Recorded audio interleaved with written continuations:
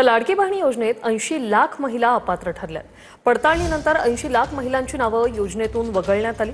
लाभार्थ्यांची संख्या 2,46,00,000 आता 1,66,00,000 पोहोचली। ई-केवायसीची मुदत वाढवण्याबाबत सरकारचा कोणताही प्रस्ताव नाही।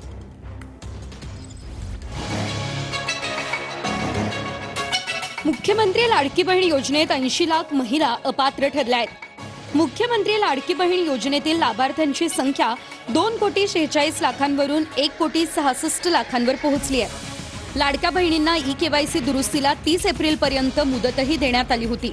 मात्र 80 लाख लाभार्थी महिला अपात्र ठरल्या, त्यानंतर ती संख्या 1,66,00,000वर आली आहे। ई-केवायसीची मुदत वाढवण्यास सरकारचा नकार आहे।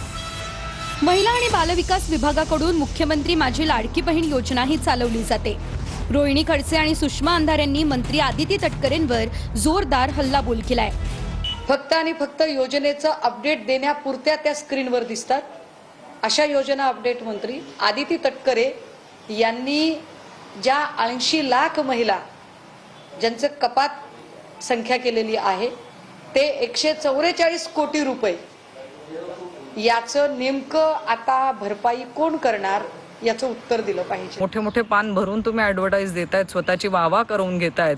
एवढ्या सगळ्या गोष्टींसाठी सरकारकडे पैसा आहे आणि मग माझ्या लाडक्या बहिणींना जो 1,500 रुपयाचा महिना मिळतोय हाच त्यांच्या डोळ्यात का खुपतो आहे?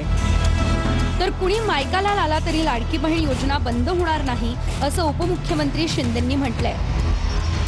लाडकी बहीण योजना सुरू केली तेव्हा अनेकांनी विरोध केला, पण मी आपल्याला सांगतो या व्यासपीठावरून कोणी माईकाला आला तरी लाडकी बहीण योजना कधीही बंद होणार नाही।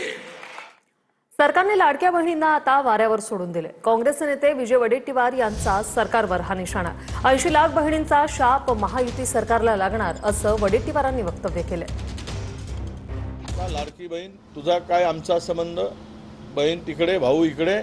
भाऊ खुर्चीवर बसून मस्त मजा मारतोय, दाबून माल खातोय, महाराष्ट्र लुटतोय। लाडक्या बहिणीला हव्यावर सोडून दिलाय। जा तू मर का वाच। 80 लाख महिला कमी केल्या तर त्यांचा तडतडाट, त्यांचा शाप या महायुतीच्या सरकारला लागेल। आणि असेच हे तडफडून ज्या महिलांचा सराफ फार मोठा असतो, ज्यावेळेस ती बोटं मोडून मनातून अंतकरणातून श्राप देते ना, त्यावेळेस यांचा सत्यानाश झाल्याशिवाय राहणार नाही। 80 लाख लाडक्या बहिणींना लाडकी बहीण योजनेतून वगळलं। उद्या आणखी काही लाख महिलांना काही कारण दाखवून अपात्र केलं जाऊ शकतं अशी शक्यता जयंत पाटलांनी ट्विट करत वर्तवली। हळूहळू शासनाने ही योजना बंद केली तर फार आश्चर्य वाटणार नाही। जयंत पाटलांनी सरकारवर हा निशाणा साधलाय।